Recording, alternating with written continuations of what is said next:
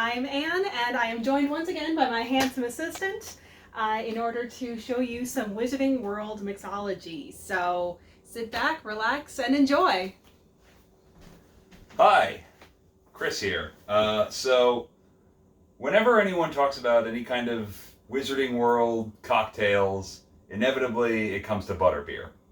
And so that's what I thought I would try here, but every Butterbeer cocktail recipe I found all over the internet involved like melting a stick of butter or heavy cream or just really rich, heavy stuff that's really suited to the winter time. And it's like 94% humidity up here in Chicago. I'm not doing any of that. So what I thought I'd do instead is kind of invent my own cocktail essentially, and take a little trip through kind of the world of Tiki, and finding a way mostly to incorporate this butterscotch schnapps into a drink that still was drinkable in the summer without making you just pass out from heat exhaustion. So I did a little tinkering and I came up with something that I'm just going to call summertime butterbeer. Someone out there's got a better name for this. Please let us know. Workshop that, beasties. There you go. So we're going to start with this is Demerara syrup. It's just a simple syrup, 2 parts Demerara, or sometimes it's called turbinado sugar. If you ever see that sugar in the raw stuff, that's what this is. 2 parts of that to 1 part of water. Heat it in a saucepan till it dissolves. I think I said this last time too. Don't ever buy simple syrup. Make your own. It's very easy and a million times better. So we're going to go with just a 1/4 ounce of that here. What's that you're pouring it into, Chris? This is a jigger and a pony. This measure is 1/2 ounce. This measure is 1 ounce, and it's really, really useful bartending tool if you want to actually have some kind of accurate measures.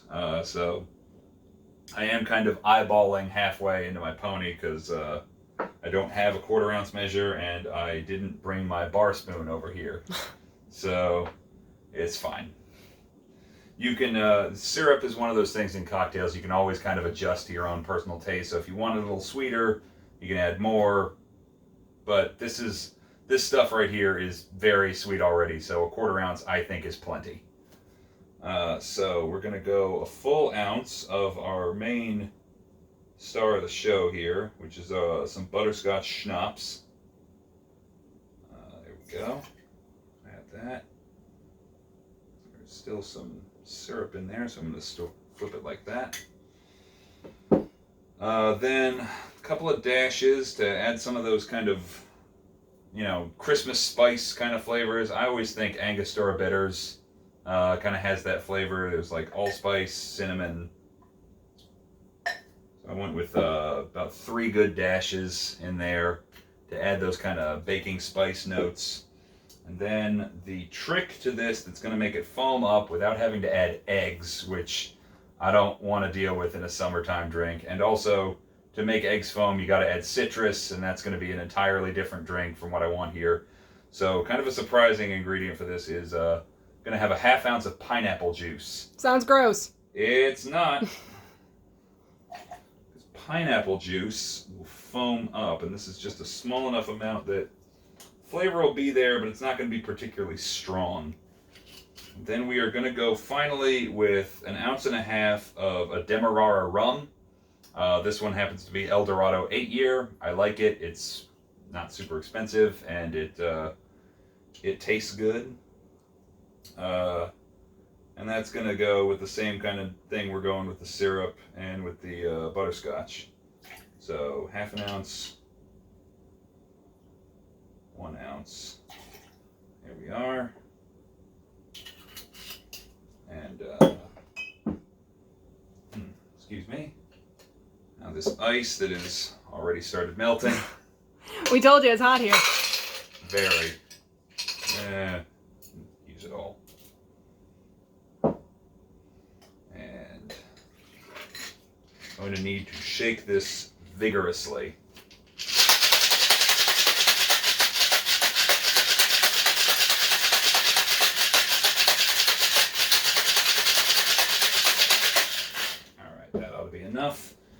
already see, thanks to the pineapple juice, it is foaming up.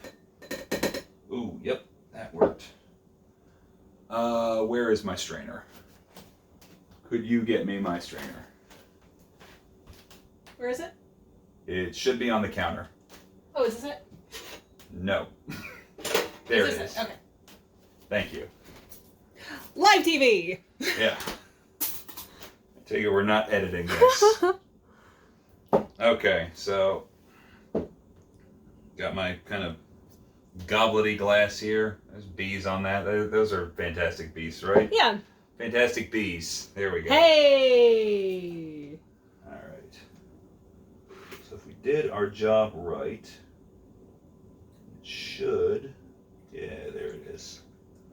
Should be a little bit of a foam going on at the top here, which we are going to garnish with a little freshly grated nutmeg. I don't know if that was in the shot or not. It was in the shot. Fantastic. All right.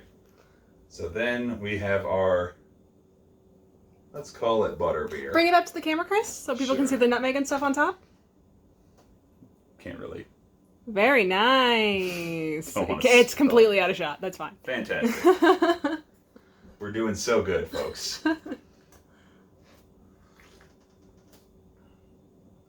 Yep. Yeah. I was kind of semi-improvising and like tinkering with the ratios in this cocktail like half an hour before we shot this, so this is kind of a rebalance from what I made earlier, and the butterscotch flavor is definitely there. I think going up to the full ounce was a very good call. You don't really taste the pineapple at all, and going down to an ounce and a half of the rum, like the butterscotch schnapps, definitely the dominant flavor, but the nutmeg and the Angostura bitters definitely add like some spices to it. It's kind of a cool thing. It feels like the flavors you kind of associate with wintertime, but in a very cool, refreshing summertime drink. So there's my Tiki Butterbeer. Let's go with that. Sure. Yeah. Butterbeer in the Tiki room. Sure, why not? Well, thank you so much for joining us today in our Wizarding World Mixology. Maybe the first in a series, second in a series. I think we did one of these already. Who knows? We'll find out. Keep an eye out for the recipe. I'll put it below in the description. And have a great night. Bye, everybody.